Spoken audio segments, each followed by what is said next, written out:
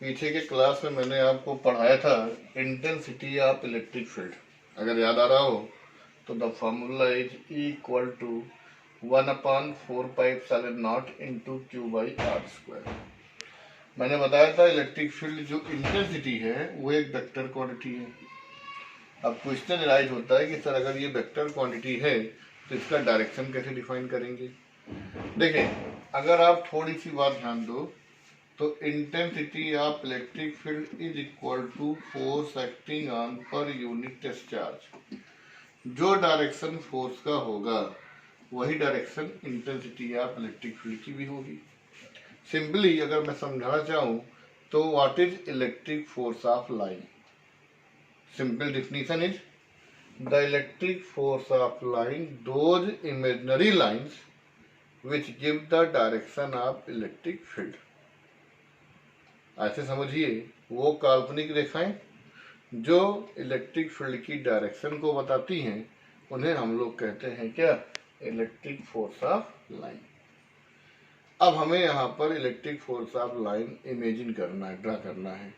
देखिए, पहला यहाँ पे जो प्रॉपर्टी भी है ध्यान दीजिएगा, अगर आपके पास पॉजिटिव चार्ज है, अगर आपके पास निगेटिव चार्ज है, इंडिविजुअली अगर आपके पास पॉजिटिव चार्ज है तो the direction of electric field is, we know that अगर इसके नियरेस्ट हम किसी टेस्ट चार्ज को रखें Q0 which is positive, we know that test charge always positive nature। positive applied the force of repulsion, इसका मतलब लगने वाले फोर्स का डायरेक्शन जो है वो इस चार्ज से दूर जाता हुआ होगा। अभी मैंने बताया जो डायरेक्शन फोर्स का होगा वह इलेक्ट्रिक फील्ड का भी होगा। इसका मतलब पॉजिटिव चार्ज के लिए इलेक्ट्रिक फोर्स लाइन जो होंगी वो अवे फ्रॉम द चार्ज होंगी। पहली property, the direction of intensity of electric field for positive charge is always away from the charge.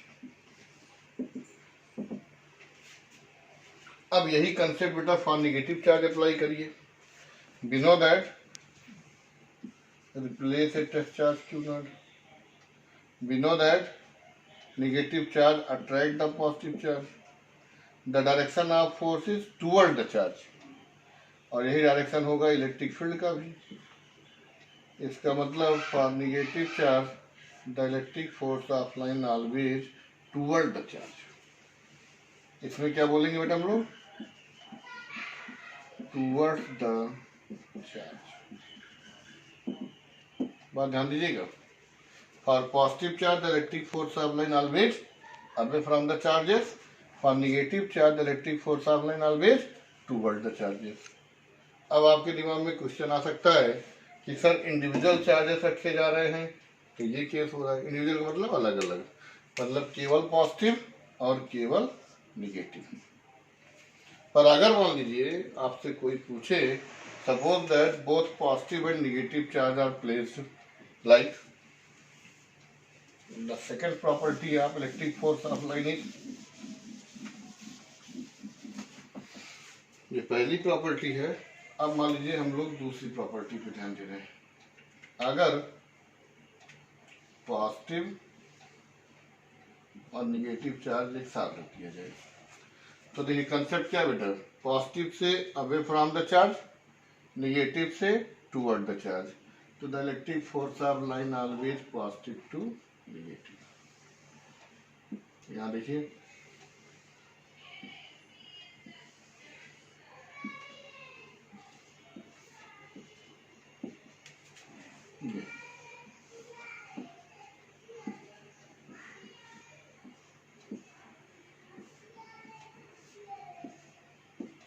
Positive से निकलता हुआ निगेटिव की ओर जाता हुआ, मतलब पॉजिटिव और निगेटिव चार्ज एक साथ रख दिए जाएं तो electric force of line always rising from positive and goes toward the negative.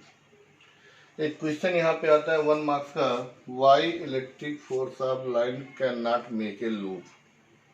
एक लूप क्यों नहीं बनाते।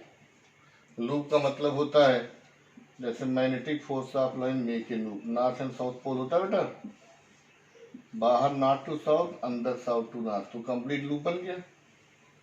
पर यहाँ पे क्या है कि प्लस और माइनस चार्ज होने के कारण the direction of only plus to minus, never minus to plus. The answer is electric force of line can not arising from negative to positive, it always positive to negative. इसीलिए कभी भी electric force of line loop नहीं बनाती। Second property आप समझ गए। पहला, away from the charge for positive, toward the charge for negative. If positive and negative both are placed, the electric force of line is starting from positive and goes toward the negative. Next property, third. अगर मान लीजिए मुझे किसी point पर direction चाहिए तो the electric force of line, आपसे कहा जाए to find the direction at point a point पर एक डायरेक्शन बताइए। We draw a tangent, tangent give the direction of intensity of electric field. Tangent always give the direction of intensity of electric field. Next property is electric force of line cannot intersect to each other. the fourth property क्या बेटा? Electric force of line cannot intersect to each other. It is completely impossible. Here, अगर किसी एक ही point पर electric force of line एक दूसरे को intersect कर देंगे तो आप जरा ध्यान दीजिए, इसी पॉइंट पर इलेक्ट्रिक फील्ड की दो डायरेक्शन हो जाएगी जो कि पॉसिबल नहीं है, नेवर। इसका मतलब next property is electric force of line can not intersect to each other. Next property fifth, अगर आप कहीं पर यूनिफॉर्म इलेक्ट्रिक फील्ड खींचते हैं तो we draw always parallel lines. Parallel line give the direction of क्या बेटा? Uniform electric field. ये क्या बताएगा आपको? Uniform electric field. Parallel lines indicate that uniform electric field of line. और अगर नॉन यूनिफॉर्म हो तो it is non parallel, like this. यहां पे आप देखिए तो ये क्या हो गया? Non uniform electric field. अब अगर ये नॉन यूनिफॉर्म है तो इसका मतलब कहीं फोर्स ज्यादा कहीं फोर्स कम लगेगा। वो कैसे डिफाइन करोगे? At those points where the electric force of line large in number and nearest to each other, it is strong electric field. At those points where the electric force of line less in number and separated long distance, it is weak electric field. मतलब जहाँ पे line ज्यादा हो और नजदीक हो एक दूसरे के, वो स्ट्रांग इलेक्ट्रिक फील्ड को डिफाइन करेगा।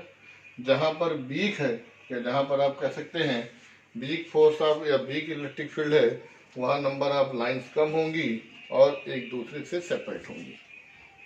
These are property of electric force of line. तो ये बेटा आज के लिए थैंक यू, ठीक है। आप लोग इसको याद कर लीजिएगा, लिख लीजिएगा।